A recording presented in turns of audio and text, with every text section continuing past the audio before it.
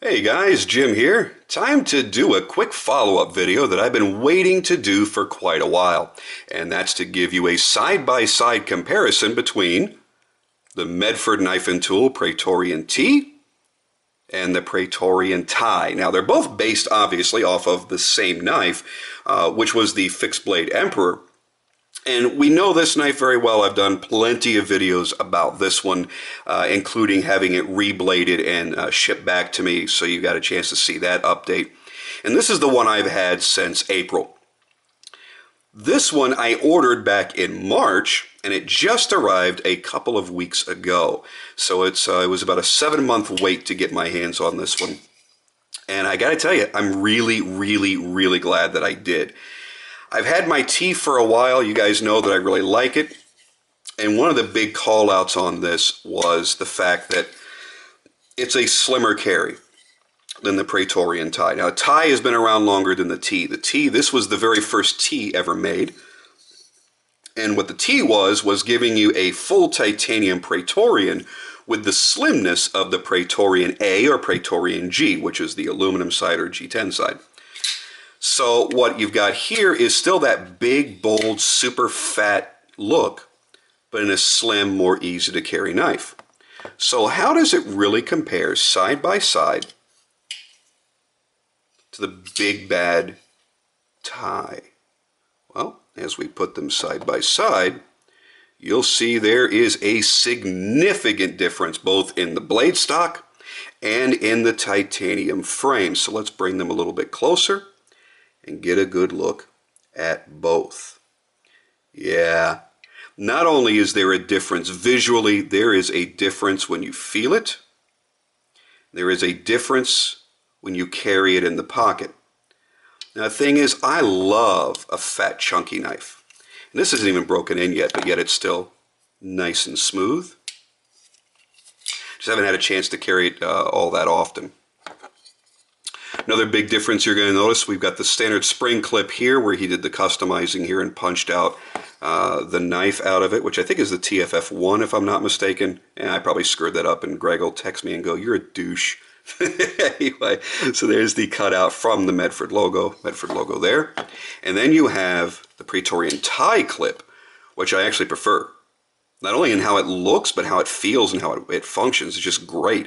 But this is a badass looking clip. When you're wearing this and that's the only thing sticking out of your pants pocket, it really is badass looking with that big M sticking out. Both have the D2 glass breakers. Bingo bango. See, there's a substantial difference in the size there.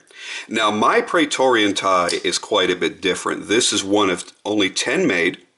You'll notice it doesn't have a big D next to the Medford logo. It has an S. No, this isn't Superman's knife. This is S35VN. Last year in, I guess it was March, he made an announcement that people were bitching and whining and complaining that they didn't want D2. And he's not a big fan of anything like the S35VNs or whatnot. But he was able to get enough S35VN to make 10 knives. He made a video and said, if anybody out there really wants S35VN, I'm going to make 10 knives available with that blade, and you can order up your Praetorian tie with that. So I said, screw this, I am jumping all over that. So this is one of only 10 that were ever made, an S35VN. We decided to go for the NP3 finish. What I have on my other one is their black oxide. I really love the NP3. NP3 is cool because it comes out of the gun industry, actually. And I believe Greg said that basically their facility is right across the street from the facility that does the NP3 coatings. And I think that's kind of how they made that connection there. But any of you custom 1911 guys already know about NP3.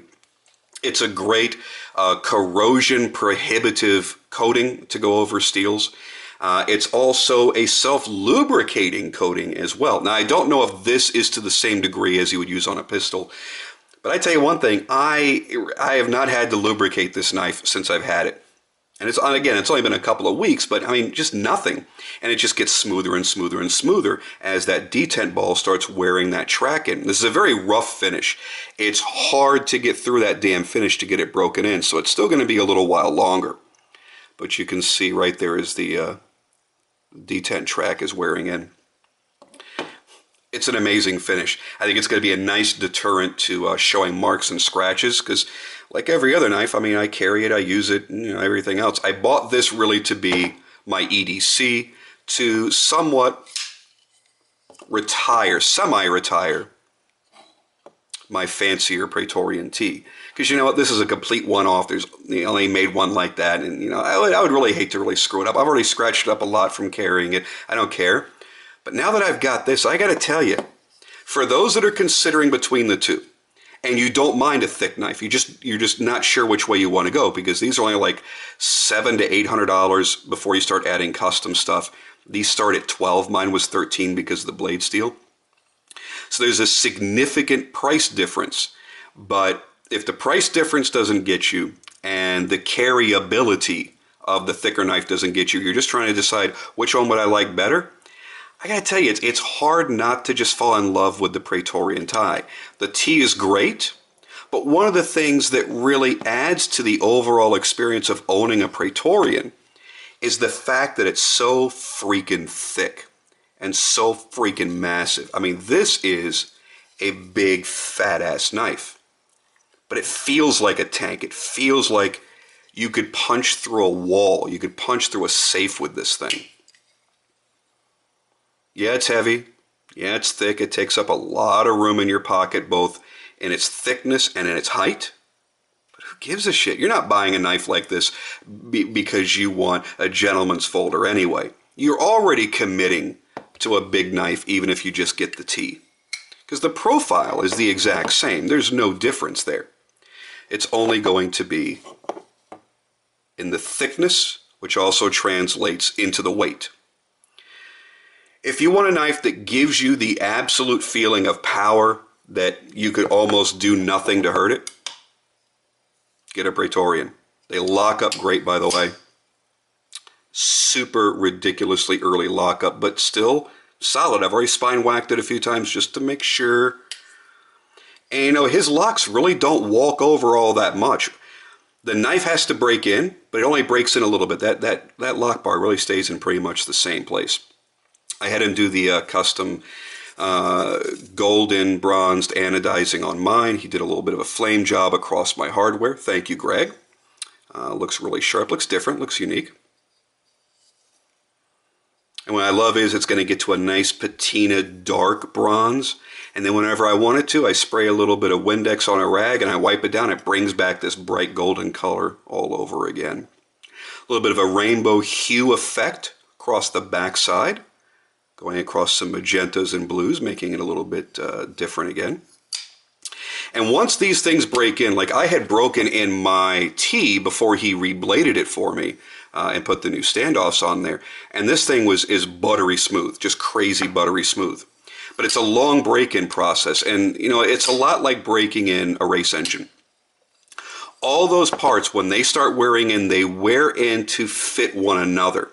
And then they're going to start it looks dirty, doesn't it? Oh, yeah. So they're going to wear in to fit each other. So you got to give it a little bit of time. Give it a couple of weeks. Definitely sit down, watch a movie, flick it, or do, and especially here, when you get to this point, push your lock bar in, really get that detent ball to engage and start making that track, let it wear it in. And once that's worn in, these are super smooth. For such a monstrously huge knife, you wouldn't think that, but he does a great job. And again, there's no bearings in there. It's just the phosphor bronze washers, I believe, or does he use Teflon? I think he uses Teflon in these. I'm not entirely certain. His tolerances are so ridiculously tight, you can't even see into there to figure it out. And that's the other thing. People want to bitch and complain and go, oh, it's $1,200. Yeah, well, listen, I get it. It's still expensive for a titanium and steel knife. I get that. But when you look at the precision in the manufacturing, I mean, it's kind of breathtaking. And I've talked to people that just don't like Medford knives, that have picked them up and went, you know what, I may not like the knife. I may find it to be a little bit overdone, the blade too fat to hold this kind of edge or that kind of edge, or I think it's, just too big, too bulky, too heavy. They'll still stop and say, but you know what, the build quality, I can't find a way to knock it. I mean, everything is fit beautifully on these knives. He does great finish work. You could definitely tell these are all hand assembled, hand ground. I mean, this is precision making. Now again, on both of mine have a different cut than a lot of them do. I don't want to say grind because they all have the same grind, but Greg knows I like a finer edge. I'm a suburban dude, man. I'm not out in the wilderness. I'm not out in the shit either. I'm not I'm not in the service or anything. I'm going to use my knives to do finer cutting tasks. I'm going to cut open boxes and slice through paper and cut straps off of boxes and bungee cords and shit like that. So I need a finer edge than what he typically used to deliver.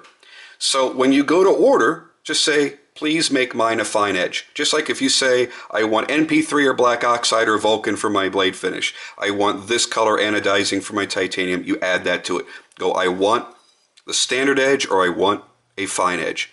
And the fine edge, I got to tell you, this thing is nicely sharp. It's not insane crazy. I don't have any magazine paper accessible to me. It's really super thin. So just a quick, whatever on regular copy paper. For a big, thick blade, perfectly acceptable. Is it Rockstead laser sharp? No. But he did a nice job. Perfectly acceptable for me in daily cutting tasks. If I want to win some sort of ribbon slicing competition, that's what I got a friggin' Rockstead for. Okay? This is going to be a great EDC, something I can have a lot of fun with. I could probably hone it to a little bit of a finer edge even by stropping it a little bit. We'll see what happens down the line. But there you go. There is your side-by-side comparison between the T and the tie.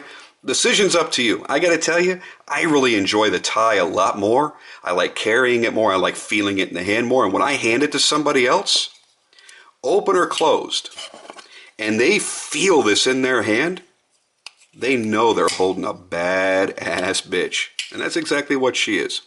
So there you go, guys. There's a little bit more HD side-by-side comparison.